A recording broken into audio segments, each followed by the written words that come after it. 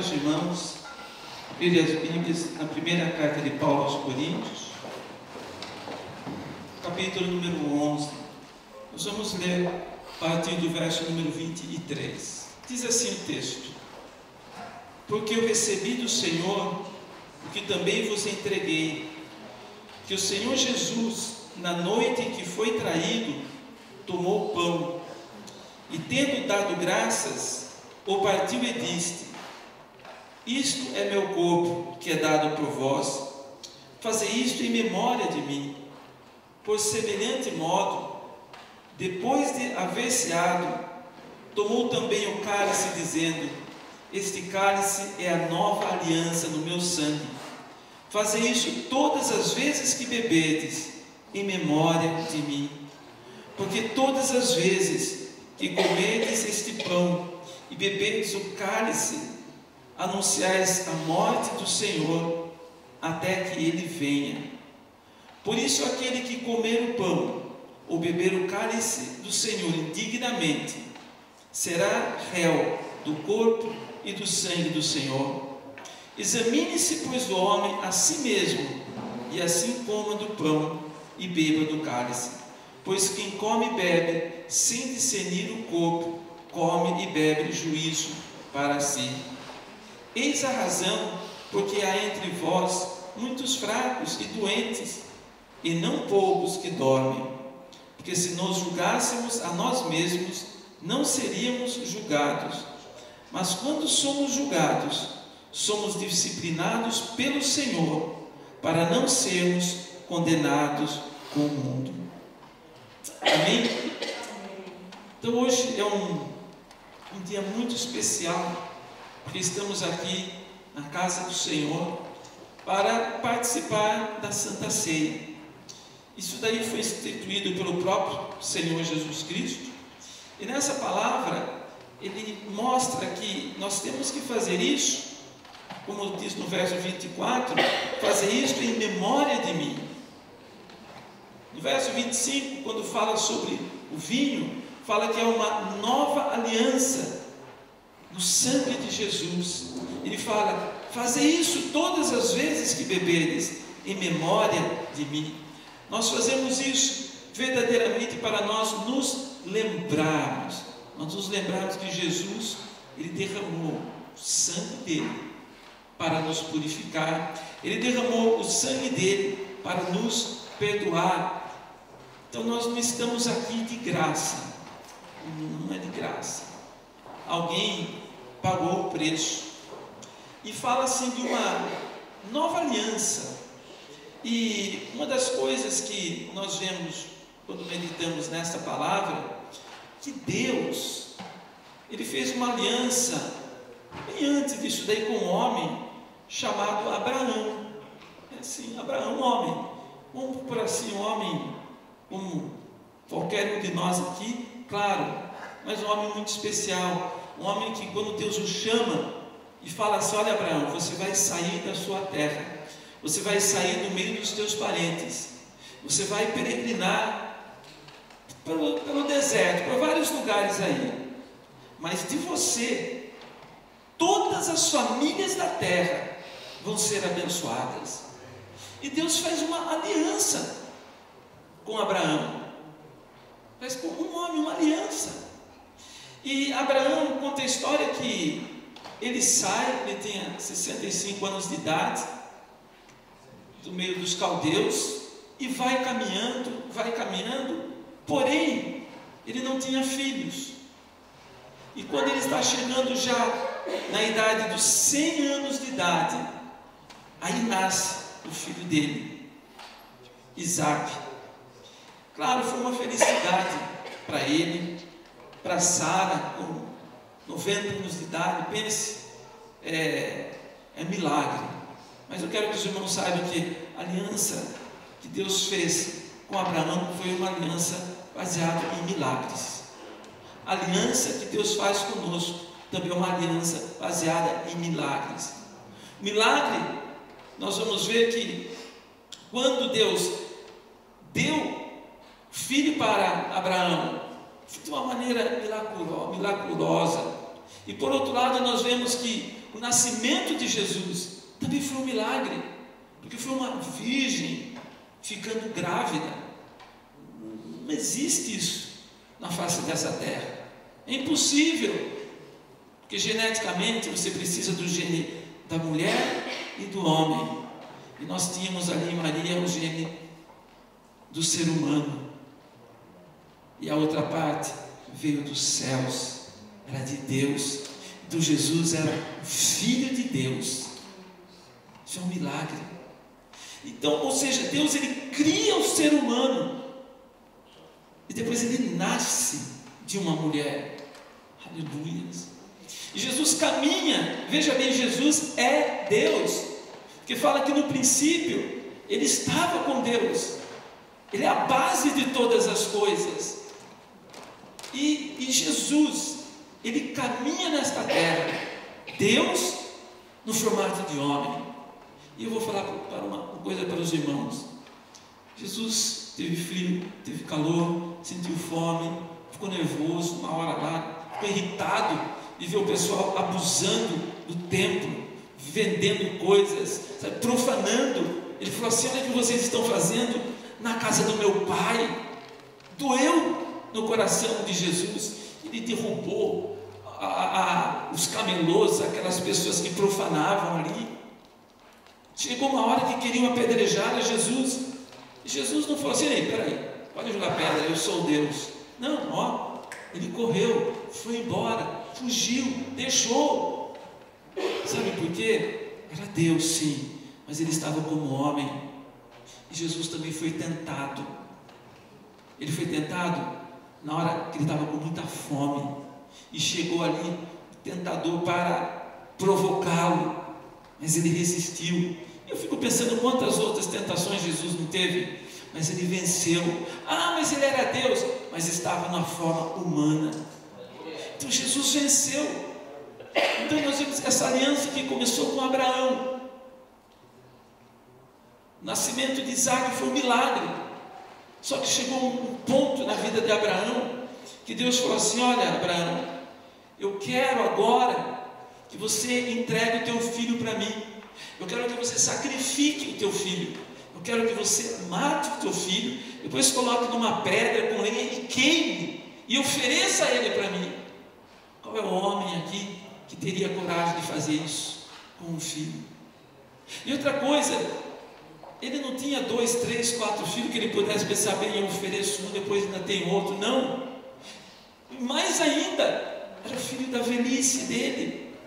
Olha quantos anos ele esperou. Aí Deus fala assim: olha, Abraão, você vai até a terra de Moriá. Você vai subir lá no monte de Moriá, e lá você vai oferecer esse sacrifício a mim. E Abraão, ele sai com o menino e vai. E quando ele chegou ali bem próximo ao monte, já no pé do monte, ele falou para os empregados dele, para os servos, ele falou: olha, vocês fiquem aqui, eu e o menino, nós vamos subir lá no monte para adorarmos a Deus, e depois voltaremos. Poxa, como assim depois voltaremos? Se ele oferecer o próprio filho. Mas Deus estava para fazer uma aliança com Abraão. E Abraão sobe com Isaac. Isaac, vamos lá, Isaac, vamos montar o altar para nós fazermos o sacrifício. Arrumar as pedras. Aí eu creio que Abraão fala assim: olha, vamos ajudar a pegar uns galhos secos aqui para nós fazermos a lenha. E o menino vai lá, Isaac vai, veja bem, ele pegando a lenha para o seu próprio sacrifício, sem saber o que ia acontecer com ele. Aí chega uma hora que ele fala assim: olha, pai, a lenha está aqui, o fogo está aqui, pai, onde está o cordeiro? Aleluia. Onde está o cordeiro? Imagina o pai ter que falar: olha, é você. Pense, irmãos, aliança. Ele estava para fazer uma aliança com Deus, envolve sacrifício. Sacrifício. Servir ao Senhor é sacrifício. Nós temos que sacrificarmos a nós mesmos, nosso desejo, nossa vontade. Mas existe algo maior e vale a pena. E quando ele fala assim, onde está o cordeiro? Uma vez eu estava lendo essa passagem e comecei a chorar, porque doeu dentro de mim. Eu imaginei o Jimmy, viu, Jimmy? Eu falei, meu Deus, falar assim, pai, já está tudo pronto aqui, e agora, cadê o cordeiro? Aí eu falo, Jimmy, é você. Olha, ele está escorrendo, né? Ou não? Isaac foi obediente também. E olha só, o texto de Isaías fala que, como uma ovelha muda, Jesus foi levado ao matadouro. Diante dos seus tosqueadores, ele não abriu a boca. Eu vejo, não tem nada no texto que fale assim que Isaac se revoltou, saiu correndo. Não, ele foi, se colocou no lugar do holocausto. E ele se colocou a ponto que o pai dele pegou pedaços de metal para imolar, e já estava ali para fazer isso daí, e fica pensando assim, que sacrifício, gente, que sacrifício que Abraão fez. Eu creio que é muito mais fácil para um pai e para uma mãe você morrer no lugar do seu filho, do que você ver seu filho morrer no seu lugar. O pai e a mãe, você está disposto a dar vida, é natural. Você pula no fogo para salvar o seu filho. Você pula. O seu filho está pegando fogo, está todo mundo com medo, uma mãe entra lá dentro da casa para arrancar o filho. O pai também. E aqui, quando ele está para imolar, naquele momento que ele levanta, ele escuta uma voz, um brado: Abraão, pare, não faças tal. E ele, como assim? Aleluias. Deus fala, não, eu sei que tu me amas, eu sei que tu me obedeces. Não, Abraão, você não me negou o teu único filho, eu também não vou negar o meu.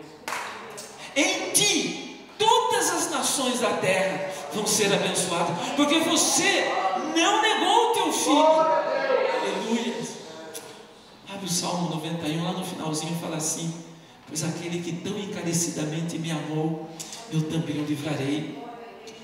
Ame o Senhor, viva para o Senhor, faça o sacrifício pelo Senhor, porque Ele é fiel. Ele é fiel. Seja obediente a Deus. Eles caminharam até o monte de Moriá. Ele poderia ter falado assim, está muito longe, já que eu vou sacrificar, deixa eu ficar aqui mesmo. Não, porque ali no monte de Moriá tinha algo muito importante. No local onde eles iam sacrificar, de repente ele escuta um barulho assim, que ele olha, tem um cordeiro ali preso, enroscado. Deus já tinha preparado o cenário. Aquele cordeiro, ele já estava lá. Ele estava esperando que Abraão chegasse. Quero que os irmãos saibam que o Senhor, Ele nunca chega atrasado. Está escrito assim que Ele irá adiante de vós. Ele vai na nossa frente para preparar o lugar. Aí depois que está tudo preparado, nós podemos chegar e nós vamos ser abençoados. E quando ele estava ali, Deus estava falando: olha, Abraão, você não me negou o seu único filho, então eu vou te abençoar. Você vai ser uma bênção. As nações da terra vão ser abençoadas. A sua geração vai ser como as estrelas no céu, não dá para contar. Todas as minhas promessas vão se concretizar na sua vida, na vida dos seus descendentes. Aí quando ele olha, o Isaac fala: olha, pai, ali está um cordeiro. Espera aí, vamos lá pregar. Aí ele tira Isaac. Isaac vai lá, pega o cordeiro e mola o cordeiro. Olha, ali Deus faz uma aliança com Abraão. Em Abraão, Jesus fez uma aliança. E ele disse assim: olha, todos os povos da terra vão ser abençoados por causa do que você fez. Aí nós vemos Jesus, Cordeiro de Deus, que tira o pecado do mundo. Jesus, sabe aquele cordeiro que entrou no lugar de Isaac? Simboliza Jesus Cristo. Nós merecíamos a morte, mas Jesus, ele toma o nosso lugar. Ele se coloca por sacrifício diante de Deus. E aqui ele fala assim: olha, esse cálice que nós vamos participar logo mais, simboliza essa nova aliança. Essa nova aliança não é mais feita com sangue de bodes, ou sangue de ovelhas, sangue de animais, mas é uma aliança entre eu e vocês aqui agora, é com o meu sangue. Jesus diz: nós temos essa aliança agora, é através do sangue de Jesus. Por isso que, para que nós mortais aqui não nos esquecêssemos, nós participamos da Santa Ceia. Ele fala: olha, vocês façam isso sempre que vocês forem beber, para se lembrar dessa aliança. Quando você for participar, você vai se lembrar que Jesus, ele pagou o preço, ele morreu, ele é o Cordeiro de Deus que tira o pecado do mundo. Ele é aquele cordeiro que estava ali preso, amarrado, esperando, e foi substituído. Mas Abraão tinha que estar no monte de Moriá. Ele tinha que estar ali, naquele local. Ali era o local onde ele deveria chegar. Eu fico pensando, nessa mesma mensagem, onde será que é o nosso Moriá, hein?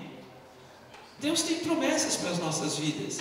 Ele nos manda ir em alguns lugares. E nós precisamos chegar naquele ponto, porque ali é o local onde a bênção está preparada. Isso não adianta nós tomarmos o nosso rumo, ou fazermos aquilo que nós achamos que devemos fazer. Nós temos que estar em Moriá. É no lugar onde Deus já preparou a solução. É ali que está a saída. Onde que é o teu Moriá? Hein? Onde o Senhor tem te mandado? Onde Ele tem te colocado?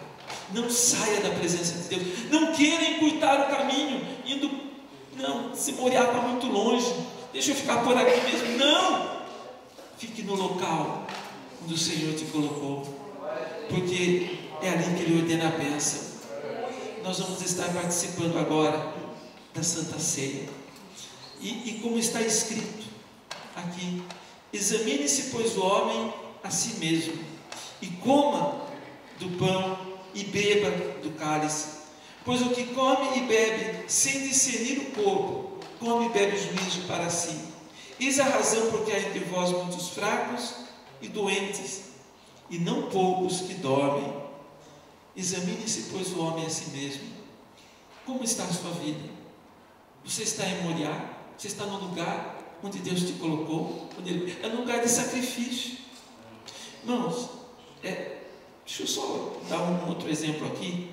Uma vez existia um profeta de Deus chamado Elias. Elias foi desafiado com os profetas de Baal. E existiam ali mais de 450 profetas falsos. E o povo estava dando ouvido para esses profetas, e não estava dando ouvidos a Deus. O povo estava confuso. E ele falou o seguinte: olha, vamos fazer um teste agora. Vamos ver quem é mais poderoso, se é Deus ou é Baal. Nós vamos fazer Ele desafiou o povo. Ele falou o seguinte: olha, nós vamos fazer um altar. Eu faço um altar e sacrifico a Deus, e vocês fazem um altar e sacrificam a Baal. Só que ninguém vai pôr fogo. O Deus que responder com fogo, esse é Deus verdadeiro. Quero que os irmãos compreendam nesta palavra como é importante estar no local onde Deus quer, e mais ainda, fazendo da maneira que Ele quer. Quando os pessoal lá que estavam os profetas de Baal, eles eram muitos, então Elias falou o seguinte: vocês são muitos, façam vocês primeiro.